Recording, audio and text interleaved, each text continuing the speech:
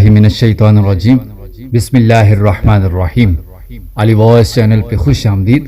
آج ہم آپ کو بتائیں گے کہ خواب میں باز دیکھنے کی تعبیر کیا ہے۔ اگر کسی نے خواب میں دیکھا کہ باز پکڑا ہے یا اس کو کسی نے دیا ہے اور وہ باز مطیع ہے یعنی فرما بردار ہے یعنی ہاتھ پر بیٹھا ہے تو یہ عزت اور مرتبے اور قدر کی دلیل ہے۔ اور اگر دیکھے کہ سفید باز اس کے ہاتھ پر بیٹھا ہے تو دلیل ہے کہ بادشاہ سے عزت اور مرتبہ پائے گا،